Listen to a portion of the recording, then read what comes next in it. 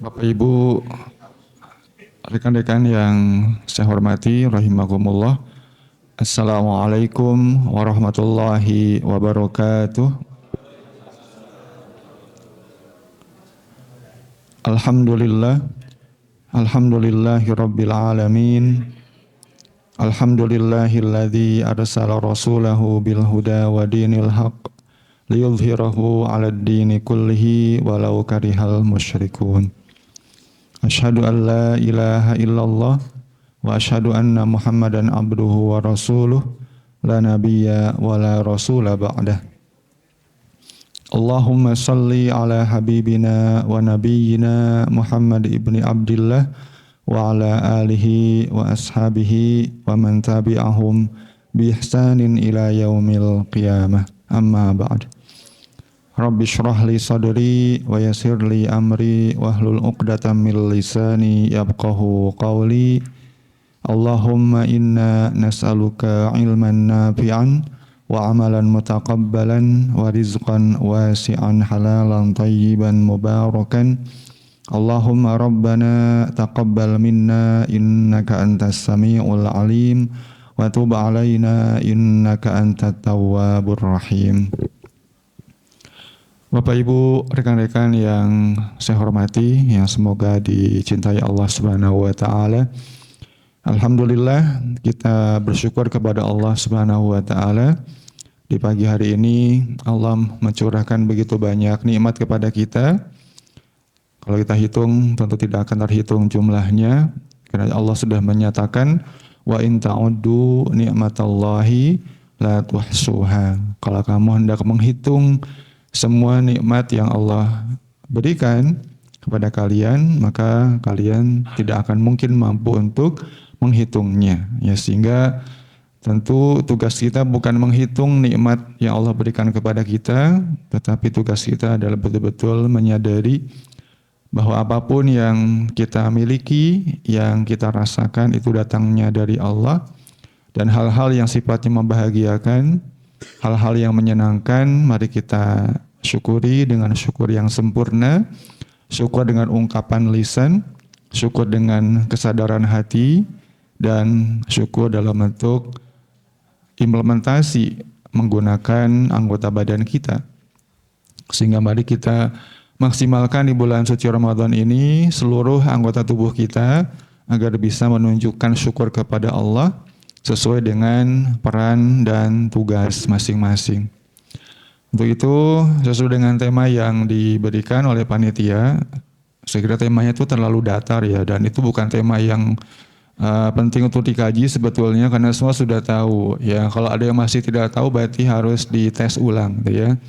Terkait dengan keutamaan membaca Al-Quran di bulan Ramadan, ya ini harus menjadi topik kultum masing-masing tendik, ya. Jadi ketika diminta kultum di musola atau masjid terdekat dan ditunjuk dengan topik ini, semua harus sudah bisa terkait dengan keutamaan membaca Al-Quran di bulan Ramadan, ya. Karena tentu yang paling jelas kalau semua sudah hafal ayat di surat Al-Baqarah tentang puasa di bulan Ramadan, di antara ayat yang berkaitan ya dengan bulan Ramadan adalah ayat yang menegaskan a'udzubillahi minasyaitonir rajim syahrul ramadhan alladzi unzila fihil Qur'an hudan linnas wa bayyinatin minal huda wal furqan. Bahwa bulan Ramadan itu adalah bulan diturunkannya Al-Qur'an, ya, sehingga salah satu amal kebaikan yang harus kita perbanyak, kita optimalkan di bulan Ramadan adalah interaksi dengan Al-Quran. Mulai dari kita membacanya, kemudian juga mentadaburi maknanya, sampai berusaha bagaimana kita bisa betul-betul berikhtiar semaksimal mungkin mengamalkan apa yang terkandung di dalam Al-Quran.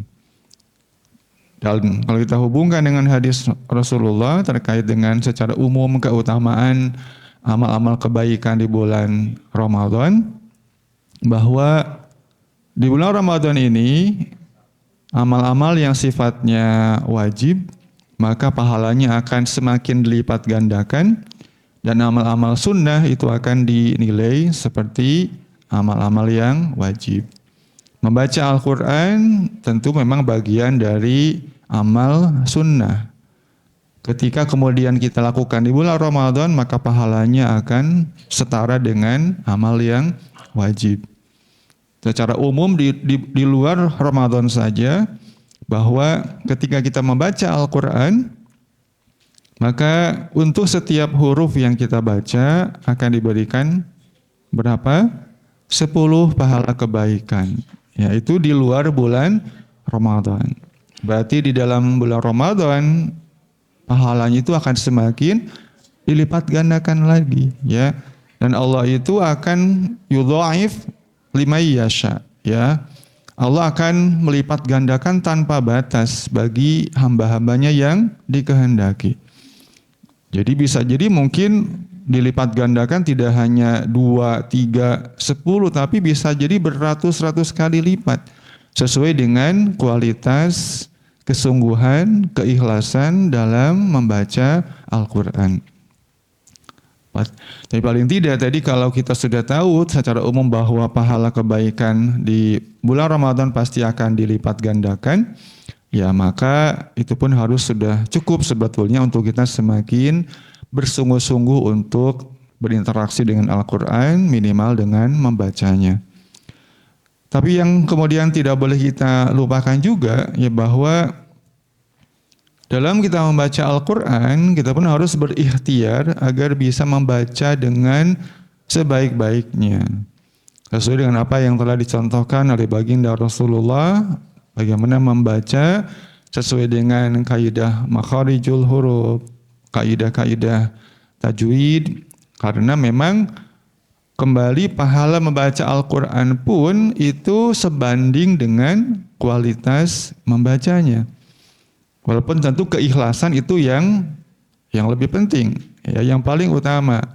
Tapi setelah keikhlasan, maka yang menentukan level pahala itu adalah kualitas membaca. Jadi artinya orang yang masih terbata-bata, ya berbeda dengan orang yang sudah lancar. Orang yang masih membacanya banyak kesalahan tentu beda dengan orang yang sudah baik, ya kaidah-kaidah terpenuhi. Tapi tadi bahwa bagaimanapun yang berkuasa untuk menetapkan berapa banyaknya pahala yang akan diberikan hanyalah Allah. Ya, karena tadi bahwa selain kualitas bacaan yang mungkin secara lahiriah bisa dinilai, sebetulnya ada faktor keikhlasan yang itu ada di dalam hati. Kalau urusan hati tentu yang tahu hanyalah Allah. Kita tidak bisa untuk menilai keikhlasan seseorang. Tugas manusia adalah menilai secara fisik. Ya, tidak bisa kita mencampur adukan antara menilai lahiriah dengan menilai tujuan atau keikhlasan. Jadi jangan sampai kita kemudian mengatakan kepada orang yang sudah jelas-jelas berbuat maksiat, melakukan pelanggaran dengan alasan bisa jadi niatnya baik. Yang tahu masalah niat hanyalah Allah. Kita nggak boleh menghakimi masalah niat, keikhlasan, itu urusan Allah. Ya.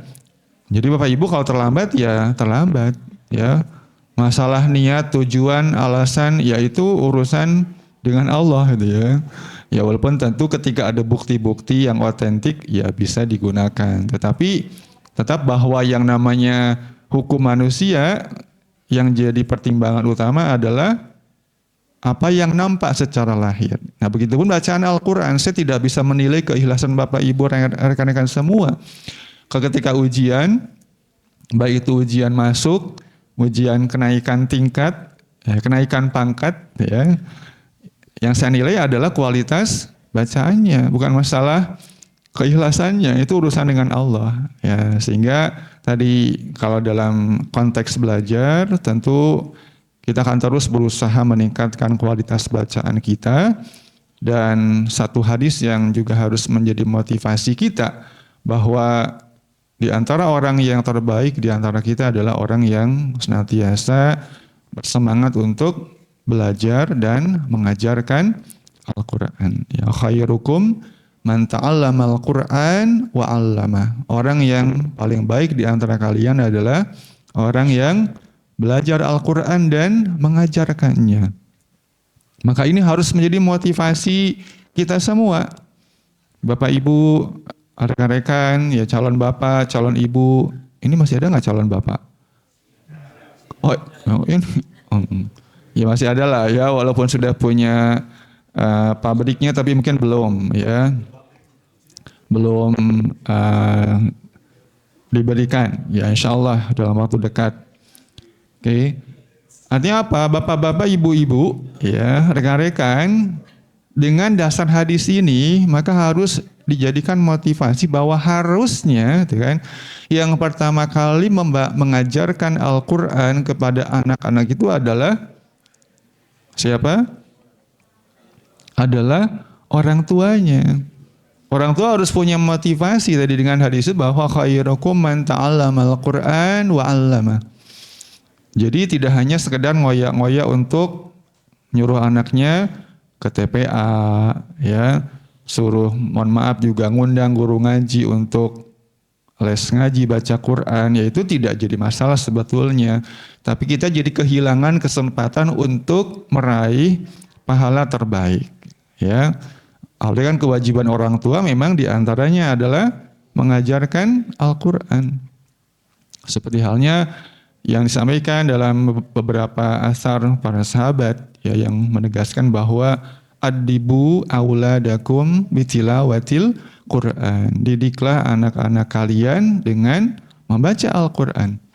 Jadi harusnya keluarga WI, khususnya FMIPA itu orang tuanya betul-betul punya komitmen untuk menjadi guru yang pertama dalam hal membaca Al-Quran bagi putra-putrinya. Ya. Walaupun tadi ketika memang sudah belajar semaksimal mungkin masih mentok, ya, maka tidak ada salahnya mengundang yang lebih mampu. Tapi idealnya juga memang ketika dalam urusan agama itu jangan mengundang gurunya, tapi suruh anaknya mendatangi gurunya. Itu yang lebih beradab, ya. Walaupun kita punya uang bisa jemput, ya bisa ngasih bisyarah, tapi itu tidak sesuai dengan kaidah thalabul ilmi. Ya kalau mau ideal, ya minta anaknya pergilah ke rumah ustadz atau ustadzah. Tapi harus ustadz-ustadzah yang bisa dipercaya, ya, artinya yang kita juga yakin bahwa anak-anak kita akan selamat, ya. Artinya lingkungannya terjaga, ya. Karena sekarang dengan kondisi yang semakin membuat orang tua anxious itu, ya harus hati-hati juga. Baik, itu terkait dengan secara umum lah ya, motivasi membaca Al-Quran. Kalau terkait dengan motivasi yang kita jadikan teladan Rasulullah, jelas, ya. Setiap Ramadan pasti beliau juga akan disimak oleh malaikat Jibril terkait dengan bacaan Al-Quran beliau. Para sahabat juga demikian, mereka berlomba-lomba untuk bisa menghatamkan Al-Quran sebanyak mungkin, ya. Ya mungkin kita sekarang punya alasan, zaman para sahabat kan nggak ada gadget, ya nggak ada handphone, nggak ada media sosial, mereka bisa fokus, ya. Sedangkan kita kadang-kadang baru baca berapa ayat udah keinget gitu, ya, mau ngecek TikTok, mau ngecek Instagram, mau ngecek sekarang ya lagi rame di X, ingin mengikuti berita, itu memang hal yang wajar. Tetapi effort kita itu pasti akan dihargai, ya. Satu hal yang mungkin menarik untuk menjadi motivasi kita untuk terus bersemangat melakukan kebaikan di tengah gempuran godaan yang luar biasa. Dalam sebuah hadis disampaikan bahwa Rasulullah ketika berkumpul dengan para sahabat, beliau itu menyampaikan, ya, aku rindu bertemu dengan saudara-saudaraku, ya. Para sahabat kemudian bertanya, ya Rasul, kami ini kan saudara-saudara engkau, ya. Kata Rasulullah, bukan, kalian adalah sahabat-sahabatku. Sedangkan keluargaku adalah orang-orang yang datang, yang hidup jauh setelah aku, tapi mereka memiliki kecintaan yang kuat kepadaku dan tetap berpegang kepada sunnah-sunnahku. Jadi artinya para sahabat mereka punya keutamaan, tapi kita pun kalau kita terus berusaha untuk menanamkan kecintaan kepada Rasulullah, ittiba kepada sunnah-sunnah beliau, kita pun termasuk orang yang dirindukan oleh Rasulullah. Maka terkhusus di bulan Ramadan ini, mari sama-sama kita optimalkan, ya termasuk di dalam kita tilawah Al-Quran. Yang jelas bahwa tentu dari menambahkan yang secara umum yang harus kita jadikan motivasi, Rasulullah juga telah menegaskan kepada kita bahwa membaca Al-Quran itu akan menjadi penerang ya bagi kita kelak di hari kiamat. Ya Iqra'ul Quran fa innahu yaji'u yaumal qiyamah syafi'an li ashabihi. Bacalah oleh kalian Al-Quran, karena bacaan Al-Quran yang kalian baca di dunia itu akan menjadi syafaat atau penyelamat kita kelak di hari kiamat. Itu adalah secara umum, yang tentu akan lebih bermakna lagi kalau kita membacanya di bulan Ramadan. Sehingga tadi monggo kita optimalkan ya. Sekarang sudah ada grup disediakan oleh panitia, di Tendik ada, di dosen ada, walaupun saya tidak join, mohon maaf ya. Karena saya tuh paling nggak bisa untuk selalu update di gadget itu ya itu mungkin alasan saja ya. Mudah-mudahan memang ya itu seringkali ketinggalan untuk bisa mengupdate ya. Tapi monggo ya sama-sama kita berikhtiar sebaik mungkin supaya kita bisa mengoptimalkan Ramadan dengan sebaik-baiknya. Nah, tapi satu hal yang juga perlu kita tambah tadi selain kita itu berinteraksi dengan membaca, jangan lupa untuk kita pun menyempatkan mentadaburi kandungan Al-Quran. Mengambil ibrah, pelajaran yang lebih mendalam ya. Kalau anak-anak muda bilang deep talking dengan Al-Quran ya, deep conversation dengan Al-Quran, tidak hanya sekedar membaca, tapi kita mencoba untuk bisa memahami dengan lebih mendalam, ya dengan lebih luas makna dari yang kita baca. Sehingga sempatkan juga kalau mungkin membaca beberapa lembar, sempatkan punya target, ada tambahan beberapa ayat yang kita baca dengan maknanya. Kalau bisa tidak hanya terjemahannya, tapi paling tidak tafsir singkatnya. Kalau bisa ya tafsir yang masyhur, ya misal kalau yang singkat ya tafsir Jalalain misalnya, mau yang lebih panjang ada tafsir Ibnu Katsir, ada tafsir Imam At-Tabari, ya diusahakan di rumah itu punya ya. Kalau nggak bisa nanti bisa dibuat arisan mungkin ya untuk pengadaan tafsir, atau minimal ya Quran UI kan ada ya. Tidak hanya terjemahan. Ini pada punya Quran UI enggak ya? Ini kayaknya wajah-wajahnya wajah-wajah meragukan itu ya. Atau dulu terus pindah rumah ditinggal gitu ya. Karena merasa itu bukan barang berharga gitu ya. Nah ini harus didata nih ya. Mas Baib tolong didata siapa yang di rumahnya tidak punya Al-Quran UI gitu ya. Nah. Ya, karena minimal tuh itu ya. Ini perlu didata nih ya, siapa yang di rumahnya tidak punya Al-Quran terjemahan gitu ya.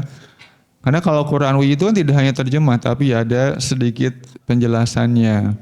Syukur-syukur tadi ya, buku utama yang harus tersedia di rumah itu adalah minimal 1 kitab tafsir dan 1 kitab hadis. Itu harus ada di rumah.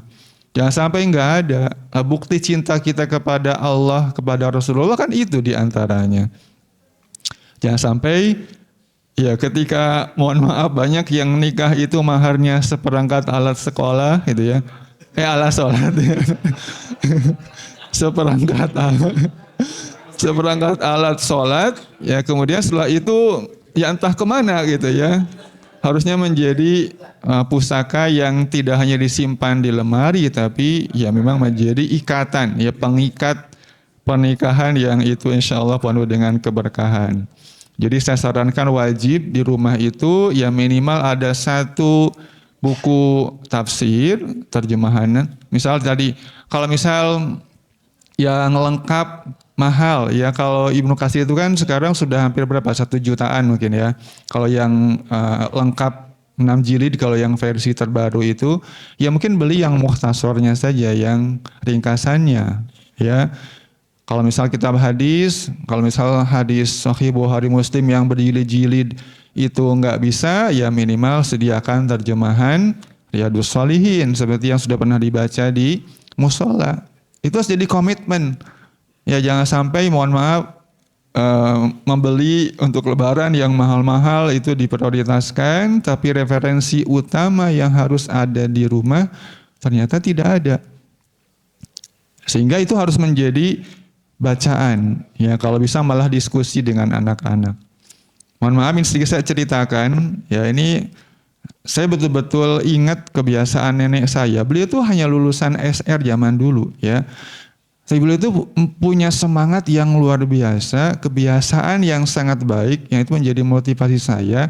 Di antara buku yang harus selalu ada di rumah yang tidak boleh pergi jauh, apalagi lama-lama, adalah buku terjemahan tafsir bahasa Sunda ya. Itu buku dari saya SD, itu beliau tuh baca tuh kayak nggak bosen gitu ya. Baca terus, kadang saya diceritakan. Jadi setiap ya seringkali kalau saya ke rumah beliau, walaupun sudah sepuh, itu masih menyempatkan membaca terjemahan tafsir bahasa Sunda itu. Jadi artinya bahwa kecintaan kepada Al-Quran itu harus dibangun.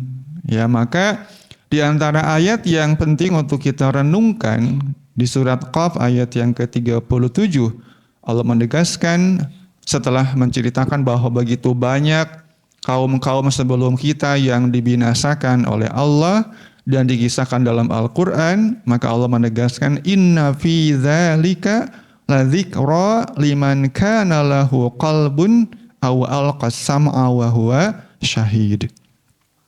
Sebanyak apapun kisah-kisah yang Allah ceritakan dalam Al-Quran, itu tidak akan bisa menjadi pelajaran, tidak mungkin bisa diambil hikmahnya, ibrahnya, kecuali liman kana lahu qalbun, kecuali bagi orang-orang yang memiliki hati ya. Liman kana lahu qalbun. Nah, setiap orang kan punya hati. Tetapi kenapa di situ Allah menyebutkan dengan kata-kata liman kana lahu qalbun, bagi orang yang memiliki hati. Kalau kita merujuk ke penjelasan para ulama, hati itu kan kondisinya bisa bermacam-macam. Yang paling ekstrim buruk adalah hati yang mati, ya, yang sudah tidak bisa diotak-atik lagi, sudah tertutup untuk menerima kebenaran. Ada hati yang sakit, ya, ada tapi digerogoti oleh penyakit, ya, penyakitnya bisa berupa berbagai penyakit hati, ya, kesyirikan kecil, mungkin kesombongan, itu yang sering melingkupi kita, ya. Ingat, kesombongan itu jangan dimaknai sebagai sikap angkuh, ya, flexing. Itu mah sombong yang nggak ada apa-apanya, ya. Kata Rasulullah ketika beliau menyampaikan bahwa la yadkhulul jannah man kana fi qalbihi mithqalu dzarrat min kibrin, ya. Tidak akan masuk ke dalam surga orang yang di dalam hatinya itu ada sebiji sawi pun dari kesombongan. Maka para sahabat kemudian ya pada takut gitu ya, karena di antara mereka ada yang suka pakai baju bagus gitu kan, pada suka untuk mengenakan wangi-wangian, pakai alas kaki yang bagus. Maka mereka bertanya, ya Rasul, kalau seperti itu apakah juga termasuk ke dalam bagian dari kesombongan? Maka Rasul tidak mengiyakan, tidak juga mentidakkan gitu ya. Beliau hanya menyatakan bahwa al-kibru batarul haq wa ghamtun nas. Sombong itu hakikatnya adalah menolak kebenaran dan meremehkan orang lain. Itu hakikatnya. Jadi walaupun bajunya biasa-biasa saja, mohon maaf ya, penampilan yang seperti CEO yang menyamar mungkin ya, artinya lecek itu ya. Tetapi kalau hatinya itu memenuhi salah satu dari dua tadi, dia merasa dirinya lebih baik, ya, lebih layak dihormati, lebih berharga, itu juga sudah memenuhi kriteria kesombongan. Yang naudzubillah itu bisa jadi ya menghinggapi kita dengan mudah. Melihat orang yang di jalan mungkin pekerjaannya lebih rendah dari kita secara manusiawi, kita merasa kemudian lebih tinggi dari mereka. Atau tadi yang sangat penting adalah menolak kebenaran karena yang menyampaikan dianggap sebagai orang yang tidak pantas menyampaikan kebenaran itu. Misal mohon maaf ya kalau dalam lingkungan kita ya pimpinan gitu ya, fakultas, jurusan, emang lu siapa gitu ya. Sekarang yang banyak di TikTok itu kan apa itu ya. Apa yang kamu lakukan ya. At least itu ya. Jadi artinya bahwa setiap ada kebenaran, pernyataan reminder, mengingatkan, teguran, pernyataan dari siapapun datangnya ya harus diterima. Makanya kata para ulama, unzur ma qala wala tanzur man qala. Perhatikan apa yang disampaikan, jangan fokus pada siapa yang menyampaikan. Mau siapapun yang menyampaikan, kalau memang isinya adalah kebenaran, sumbernya jelas dari Al-Quran, dari hadis Rasulullah, penjelasan para ulama, ya ambil. Walaupun mungkin itu berat, karena merasa dia orang yang lebih rendah daripada kita. Maka tadi kembali kepada hati yang sakit itu ya mungkin seperti saya yang sering sakit hatinya. Bukan sakit itu bukan sakit hati dalam artian kayak tersakiti, bukan, tapi hatinya itu dalam kondisi yang labil, ya. Susah menerima kebenaran, ya. Dikit-dikit atau misal ya yang paling manusiawi adalah susah melihat orang lain. Senang melihat orang lain susah. Ya enggak? Karena kalau hati yang sehat itu ya susah melihat orang lain susah, senang melihat orang lain senang. Walaupun ya kadang-kadang kalau memang berkaitan dengan duren ya itu juga susah gitu ya. Susah untuk ikut senang karena baunya itu memang menyiksa ya. Tapi ya gimana lagi gitu ya, harus tadi menyabarkan hati, ikut senang saja ya, harus dibiasakan tadi. Tapi ya tadi memang itu perlu adanya ikhtiar ya. Jadi tadi hati yang sakit memang tidak ada yang tahu kecuali masing-masing. Jadi kalau kita masih minimal tadi susah melihat orang lain, senang melihat orang lain susah, itu adalah di antara tanda hati kita masih bermasalah. Puncak dari hati yang sudah dalam keadaan sehat itu adalah ketika tidak ada harapan yang lebih diinginkan, melainkan ingin bersama-sama berkumpul di surga. Harus ingat, ketika ada masalah dengan siapapun, maka kita beristighfar. Karena kita ingin bersama-sama sesurga. Itu adalah hal yang memang tidak mudah untuk ditumbuhkan. Apalagi ada sumber-sumber konflik, ya, sumber-sumber masalah yang mengganggu hubungan kita.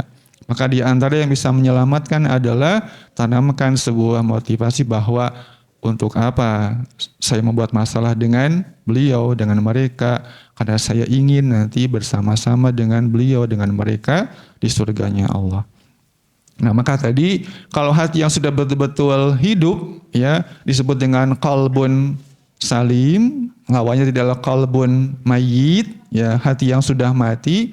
Kalau qalbun salim, hati yang betul-betul memang isinya tuh ya hanya kecintaan kepada Allah, keinginan untuk masuk surga. Yang kemudian itulah yang disebutkan di surat Asy-Syu'ara sebagai hati yang akan menjadi jaminan seseorang itu akan selamat di hadapan Allah, hartanya akan menyelamatkan, anak-anaknya juga akan menyelamatkan. Karena Allah menegaskan yauma la yanfa'u malun wala banun illa man atallaha biqalbin salim. Ingat pada hari itu, di hari kiamat ketika setiap manusia akan berdiri di hadapan Allah, kata Allah, la yanfa'u malun wala banun. Harta yang dulu sibuk dikumpulkan, anak-anak yang sibuk dibesarkan, disekolahkan sampai gelar-gelar yang tinggi, kata Allah, la yanfa', sedikit pun tidak akan memberikan manfaat.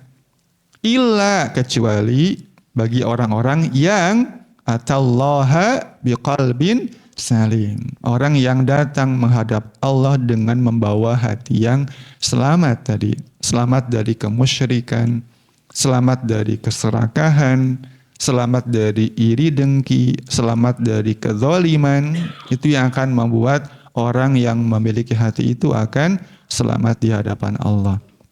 Tapi hati yang sebaliknya, walaupun di dunia mungkin hartanya sudah ber-MM, bahkan ber-TT, ya, rumahnya tidak terbilang, sampai punya tanah di mana-mana, anaknya juga semuanya hebat-hebat secara duniawi.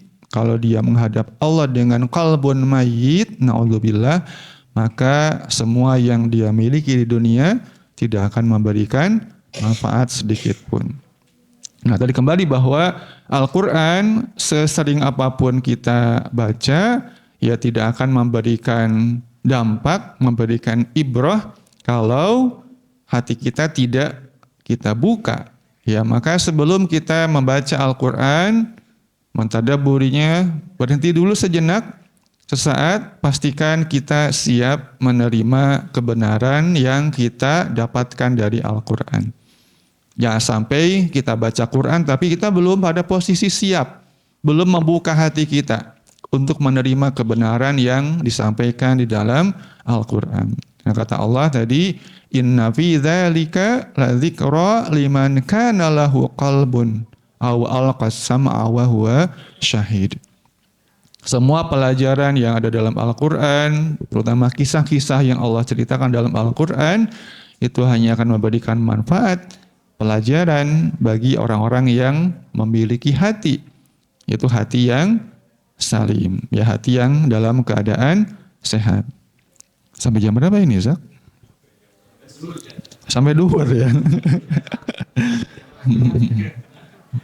Oke, sebagai pembuka mungkin mari sama-sama kita baca. Saya akan tes juga nanti ya biar pada fokus ya. Mau saya ngomong terus nanti haus itu ya.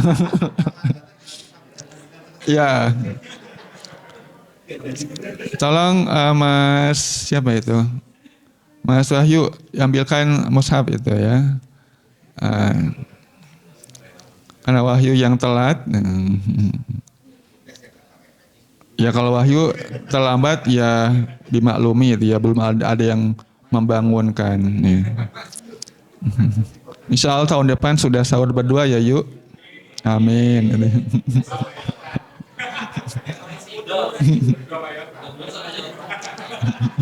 Oh iya. Oh.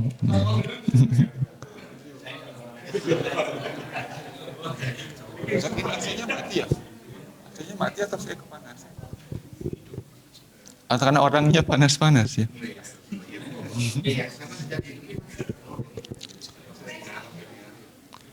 Oke.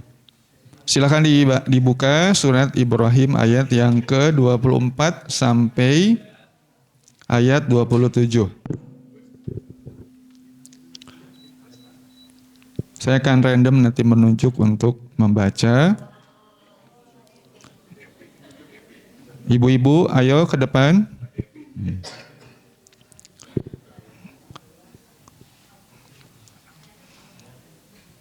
Yang mau pakai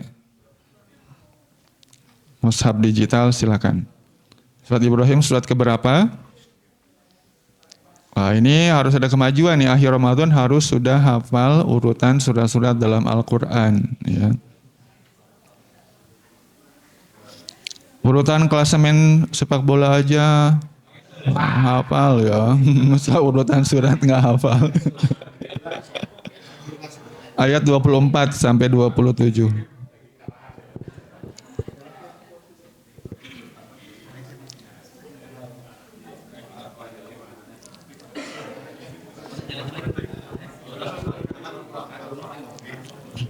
Sudah, kita mulai. Saya membaca, nanti Bapak Ibu mengikuti saya ya. Setelah selesai baru akan saya tes. A'udzu billahi minasy syaithanir rajim. A'udzu billahi minasy syaithanir rajim. Bismillahirrahmanirrahim. Bismillahirrahmanirrahim. Alam tara kaifa daraballahu masalan kalimatan thayyibah. Alam tara kaifa daraballahu masalan kalimatan كلمة طيبة كشجرة طيبة أصلها ثابت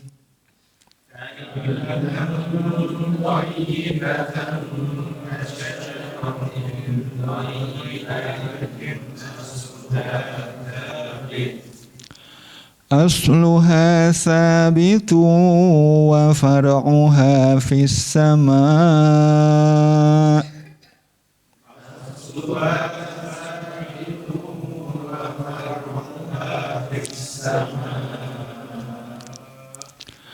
تؤتي أكلها كل حين بإذن ربها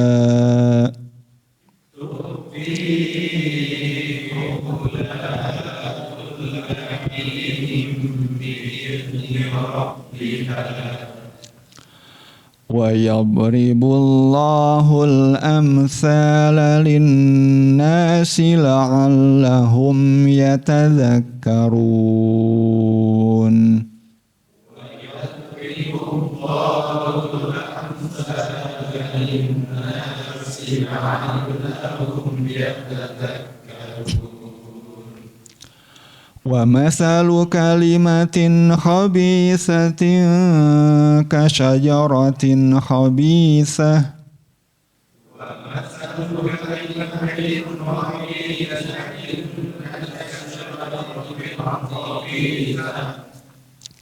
كشجرة خبيثة اجتثت من فوق الأرض ما لها من قرار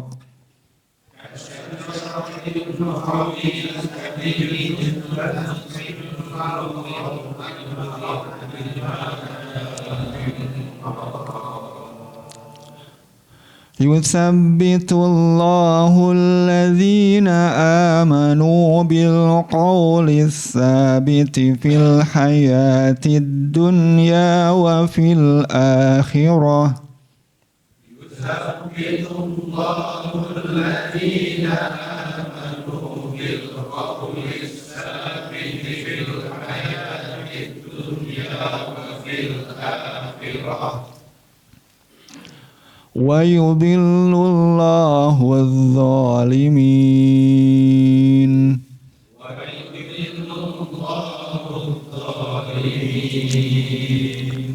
ويفعل الله ما يشاء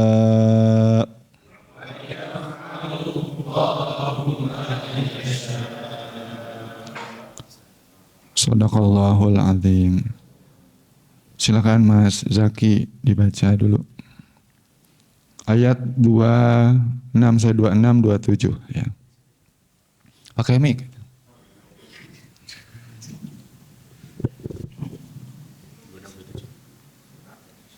أعوذ بالله من الشيطان الرجيم بسم الله الرحمن الرحيم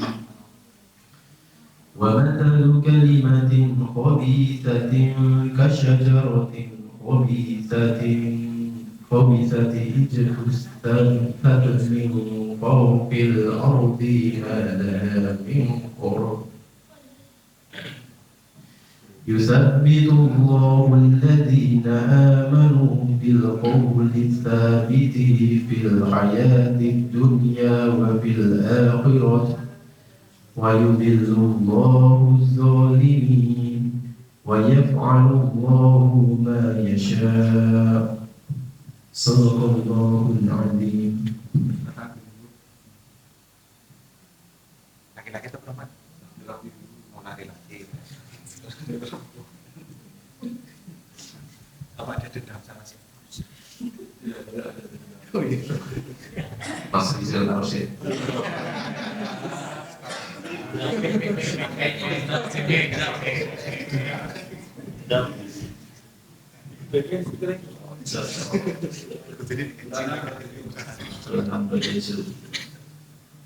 أعوذ بالله من الشيطان الرجيم بسم الله الرحمن الرحيم ومثل كلمة خبيثة كشجرة خبيثة اجتثت من فوق الأرض ما لها كشجرة خبيثة اجتثت من فوق الأرض ما لها من قرار يثبت الله الذين آمنوا بالقول الثابت في الحياة الدنيا وفي الآخرة ويذل الله الظالمين ويفعل الله ما يشاء صدق الله العظيم.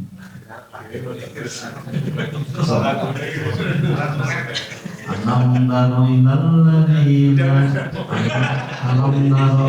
ladina bandalu ni'matallahi kufran wa ahallu qawmahum darul bawar. Ya sudah cukup Mas Rizal. Silakan tunjuk lagi satu orang. Masih di sekitar. Ayo Ded, 2627. A'udzu billahi minasy syaithanir rajim. Bismillahirrahmanirrahim. Wa matalul kalimatin habitatin kasajaratin habitah kasajaratin habisatin tusat min fawqil ardi ma laha min qarar yuthabbitullahu alladhina amanu bil qawli tsabiti fil hayatid dunya wa fil akhirah wa yudillullahu adh-dhalimin wa yaf'alullahu ma yasha'. Shadaqallahu azim. Oke, satu lagi. Ded, ayo tunjuk. Laki. Iya, laki-laki. Mas Bibit.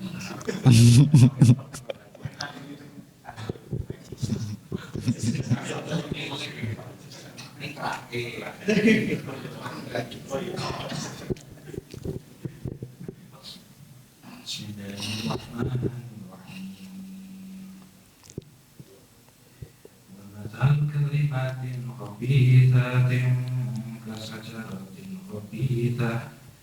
kasajaratin khabithatin ijtuthat min fawqil ardi ma laha min qarar yuthabbitullahu alladhina amanu bil qawli tsabiti fil hayatid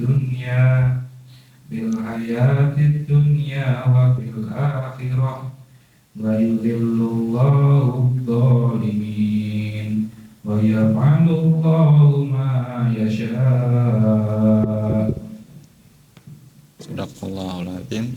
Silakan yang mau nunjuk Mas Bibit yang perempuan, ada yang satu tim.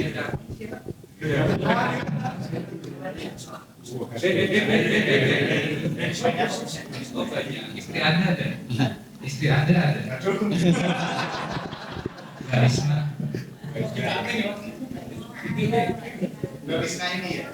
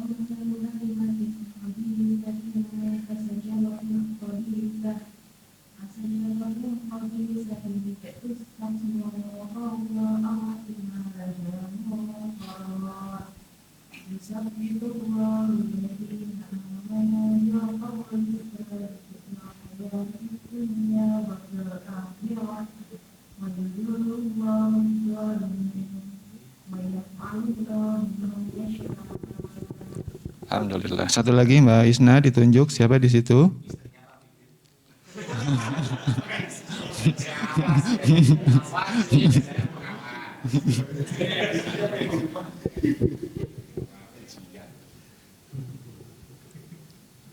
Silakan, ayo. Sudah Mbak Isna ditunjuk siapa? Oh Mbak Pit.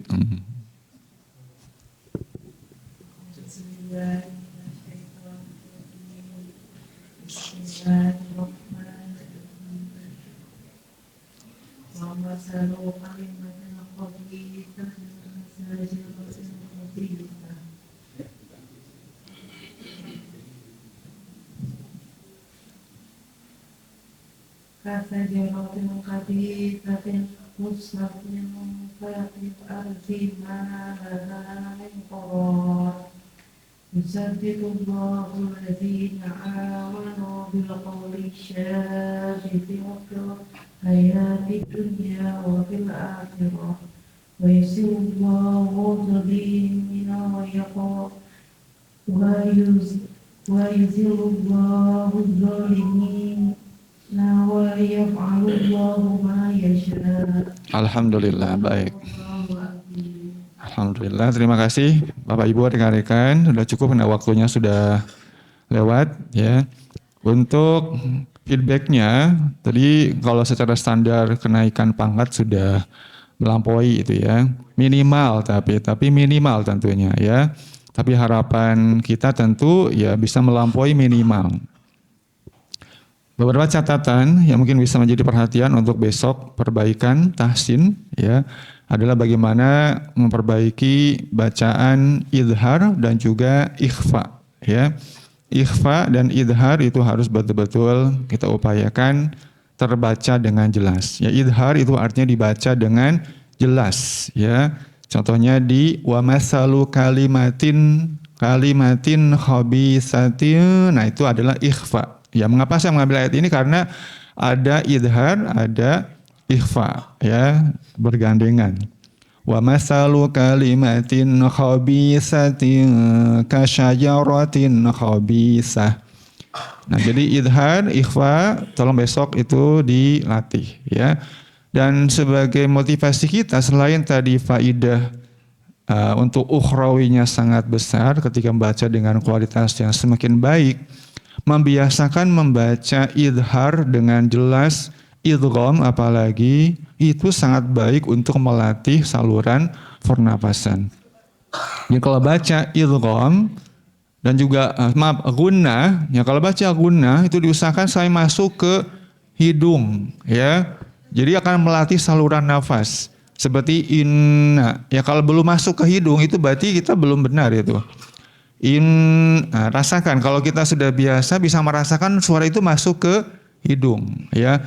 Innalladzina amanu, ketika baca in itu harus terasa sampai ke rongga hidung ya. Kalau belum terasa berarti masih harus terus dilatih ya. Catatan yang kedua tadi ketika ada nun wisol itu dibaca ya. Di situ kan kasyajaratin khabisatin ijtusat ya. kasyajaratin khabisatin ijtussat min fawqil ard. Ya. Jadi dibacanya juga diusahakan tidak terputus ya. Kasyajaratin khabisatin ijtussat min fawqil ard. Ikhfa, tadi kalau idhar itu harus cepat gitu ya. Kalau ikhfa harus ditahan.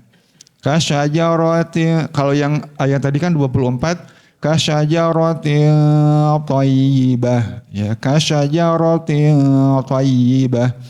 Nah, kadang-kadang orang terjebak tadi dengan kasyajaratin thayyibah itu ikhfa. Tapi kalau kasyajaratin khabisah itu adalah idhar. Jadi beda membacanya. Tadi Mas Zaki belum jelas nun wisolnya ya. Kasyajaratin khabisatin ijtussat min fawqil ard ya. Jadi tadi yang masih jadi catatan, perhatikan kalau ada nun wisol itu biasanya untuk menyambungkan tanwin ya, tanwin dengan huruf sukun setelahnya. Jadi itu untuk memudahkan dalam membaca. Kalau tanpa nun wisol lebih susah membacanya. Kasyajaratin khabisatin ijtussat ya, kan jadi susah membacanya. Maka dibantu dengan adanya nun wisol. Tandanya ada nun di bawah. Jadi mohon nanti ketika membaca, memang kadang-kadang kalau di beberapa mushaf tidak muncul nun wisolnya, sehingga untuk kalau mau membeli mushaf ya, salah satunya itu pastikan yang ada nun wisol untuk memudahkan dalam membaca. Apalagi kalau masih belajar ya. Kalau sudah hafal sih nggak masalah. Itu yang kedua. Ya, jadi perhatikan tadi nun wisol itu disediakan untuk membantu memudahkan kita di dalam membaca. Kemudian tadi catatan yang terakhir terkait dengan membedakan makhraj antara bod dengan lo, ya besok mohon ya yang menjadi pemandu untuk mencermati itu. Wa yudhillullahu dzalimin. Harus beda. Ya harus beda antara bod dengan lo ya. Wa yudhillullahu dzalimin. Ya kalau sekarang karena mungkin masih klasikal agak susah.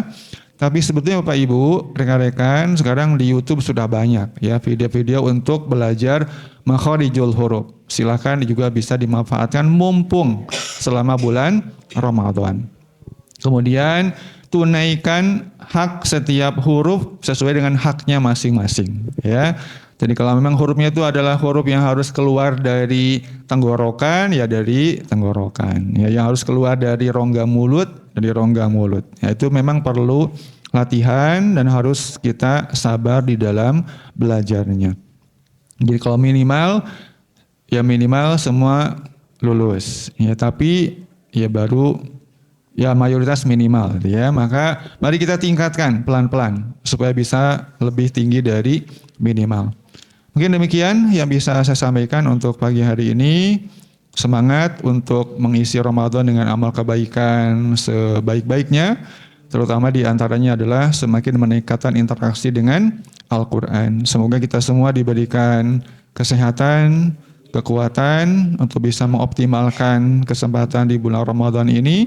Dan kita semua keluarga FMIPA, keluarga UII akan dikumpulkan kelak di surganya Allah Subhanahu wa taala. Amin Allahumma amin. Demikian segala kurangnya mohon maaf. Ada hal-hal yang kurang berkenan mohon dimaafkan tadi kalau ada yang mungkin maaf ya Ded. Jadi kalau ya ada hal-hal yang menyinggung ya kita sama-sama saling mengikhlaskan. Mudah-mudahan Allah juga memaafkan semua kesalahan kita. Akhirul kalam, assalamualaikum warahmatullahi wabarakatuh.